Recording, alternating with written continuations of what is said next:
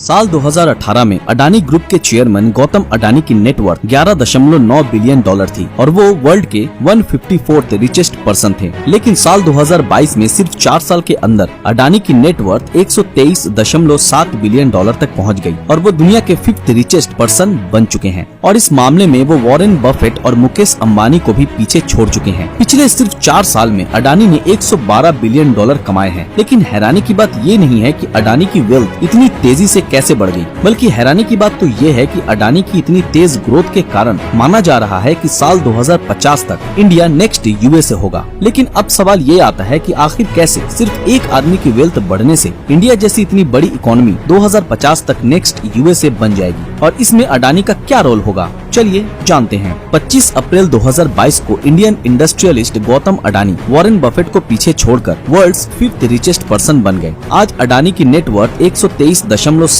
Billion dollar है। उनकी net worth India के 2nd richest person Mukesh Ambani से 14 बिलियन डॉलर ज्यादा है। लेकिन साल 2018 में अडानी की नेटवर्थ सिर्फ 12 बिलियन डॉलर थी और पिछले सिर्फ 4 सालों में ये 112 बिलियन डॉलर से भी ज्यादा बढ़ी है। पर अब सवाल आता है कि ये हुआ कैसे। तो गाइस, इसके पीछे 2 मेन रीजंस हैं। पहला है कोविड पैंडेमिक। अडानी ने कोविड आने से पहले ही हर फील्ड में अपना बिजनेस जमा रखा था, फिर चाहे वो इंपोर्ट एक्सपोर्ट हो, लॉजिस्टिक हो, नेचुरल रिसोर्सेस हो या फिर पावर जनरेशन, ट्रांसमिशन और डिस्ट्रीब्यूशन हो या फिर डेटा और डिफेंस हो। अडानी का बिजनेस हर फील्ड में था और इसी कारण अडानी ग्रुप की कंपनीज स्टार्टिंग से लेकर एंड तक का हर काम खुद ही कर सकती थी। जैसे एग्जांपल के लिए हम अडानी विल्मर को ले सकते हैं। अडानी विल्मर ऑयल निकालती है और फिर अडानी ग्रुप की ही दूसरी कंपनी इसे बाहर एक्सपोर्ट करती है, जिस कारण इन्हें दूसरी कंपनीज पर डिपेंड रहने की जरूरत नहीं है। और इसी कारण जब पैंडेमिक आया तब अडानी ग्रुप ने न सिर्फ सरवाइव किया बल्कि इसका अच्छा खासा फायदा भी उठाया। और यही कारण था कि सिर्फ साल 2022 में ही अडानी अब तक 41.6 बिलियन डॉलर कमा चुके हैं।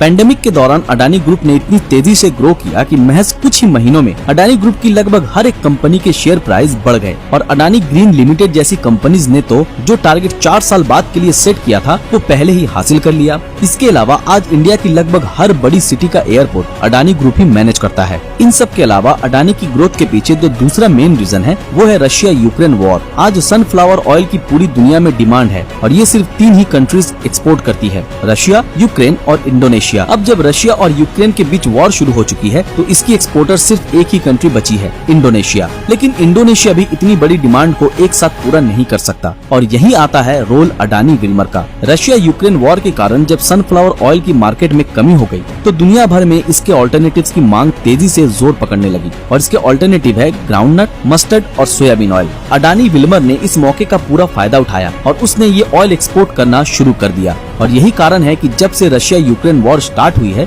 तब से लेकर अब तक अडानी विल्मर के शेयर में 42% की बढ़ोतरी हो चुकी है। अब जाहिर सी बात है कि अडानी जब इतने अमीर आदमी हैं तो वो सिर्फ इन 2 रीजंस के कारण तो अमीर नहीं हुए होंगे। अडानी के इतने अमीर होने के पीछे एक कारण ये भी है कि अडानी फ्यूचर पॉसिबिलिटीज को प्रेडिक्ट कर लेते हैं और उस फील्ड में पैसा लगाते हैं जो फ्यूचर में ग्रो होने वाली होती है। अडानी इसके लिए कई सारे स्ट्रेटेजीज अपनाते हैं। जैसे जब डिजिटल इंडिया शुरू हुआ तो अडानी ने अमेरिकन फर्म डिजिटल रियलिटी के साथ एक टाई अप किया, जिसके अनुसार वो इंडिया में उनके डेटा सेंटर्स को ऑपरेट करेंगे।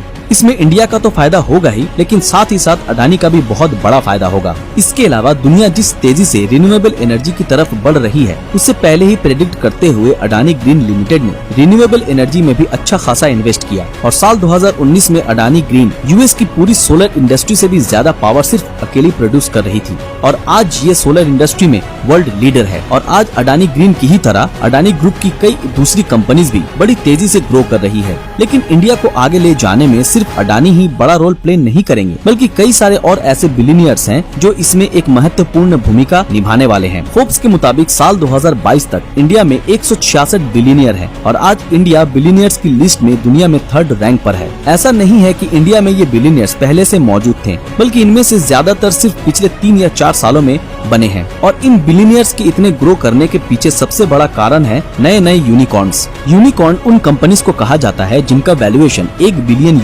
से ज्यादा होता है। साल 2011 तक इंडिया में सिर्फ 1 यूनिकॉर्न थे, लेकिन आज 94 यूनिकॉर्न्स हैं और इनमें से 76 तो सिर्फ पिछले 3 सालों में बने हैं। इन यूनिकॉर्न्स के कारण इंडिया आज लगभग हर सेक्टर में ग्रो कर रहा है। लेकिन इंडिया को यूएसए बनाने के पीछे सिर्फ ये यूनिकॉर्न्स ही नहीं होंगे, बल्कि इंडिया के अलग अलग सेक्टर्स भी उतने ही तेजी से ग्रो कर रहे हैं। जैसे आज इंडिया का डिफेंस सेक्टर आत्मनिर्भर भारत को ध्यान में रखते हुए पूरी तरह से सेल्फ रिलायंट होने पर फोकस कर रहा है। डिफेंस सेक्टर को और आगे बढ़ाने के लिए इंडियन गवर्नमेंट ने रिलायंस और टाटा जैसी 333 प्राइवेट कंपनीज को भी इस सेक्टर में काम करने की परमिशन दे दी है। डिफेंस की तरह ही इंडिया के स्पेस सेक्टर का भी अब प्राइवेटाइजेशन हो रहा है। इंडिया में अब न सिर्फ इसरो स्पेस के सेक्टर में काम कर रही है, बल्कि गोदरेज और विप्रो जैसी 368 कंपनीज और भी हैं जो इस सेक्टर में आगे बढ़ रही हैं। और इन्हीं कंपनीज के कारण आज इंडिया स्पेस की फील्ड में वर्ल्ड वाइड 5th रैंक पर है। इन सब के अलावा इंडियन गवर्नमेंट भी इन सेक्टर्स और यूनिकॉर्न्स को आगे बढ़ाने में एक बड़ा रोल प्ले कर रही है। आज गवर्नमेंट लगातार ये ट्राई कर रही है कि इंडिया में बिजनेस आसान हो, और वो इसमें सक्सेस भी हासिल कर रही है। नए बिजनेस को ऊंचाइयों तक पहुंचाने के लिए गवर्नमेंट गुजरात में गिफ्ट यानी Gujarat finance international tech city भी बनाने जा रही है, जिसमें बिजनेस के लिए हर तरह की सुविधाएं मौजूद होंगी। तो दोस्तों, कैसी लगी आपको हमारी ये वीडियो, हमें कमेंट में जरूर बताएं। तो फिर मिलते हैं आपके साथ अगले वीडियो में, तब तक के लिए अलविदा।